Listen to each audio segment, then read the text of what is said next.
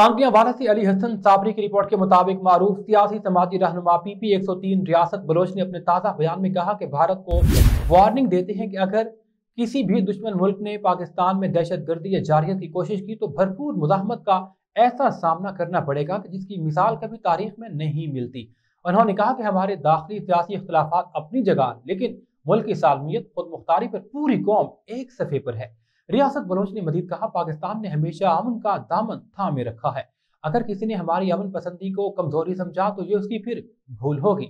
हमने दहशत गर्दों से लड़ते हुए अपने हजारों जवान कुर्बान कर दिए। हमने खून से अमन की कीमत अदा की है। उन्होंने दो अंदाज में कहा, भारतीय हुकूमत को मुखातिब कर रहे हैं कि ये बात देहन नशीन कर लें, पाकिस्तानी कौम न सिर्फ सियासी तौर पर बाशऊर है बल्कि दिफाई तौर पर भी तैयार है। हमें मालूम है दुश्मन को कब और कैसे जवाब देना है।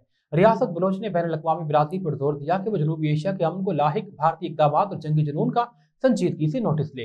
अगर आलमी कुव्वतें वाकई खित्ते में अमन चाहती हैं तो उन्हें भारत को बात रखने के लिए मौसर इक़दाम उठाने होंगे। आखिर में उन्होंने कहा कि पाकिस्तानी अफवाज, सिक्योरिटी इदारे और हर पाकिस्तानी शहरी मादरे वतन के दिफा के लिए यकजान दो कालिब की मानंद है। पाकिस्तान का दिफा हमारी अव्वलीन तरजीह है, इस पर हम कोई समझौता नहीं करेंगे।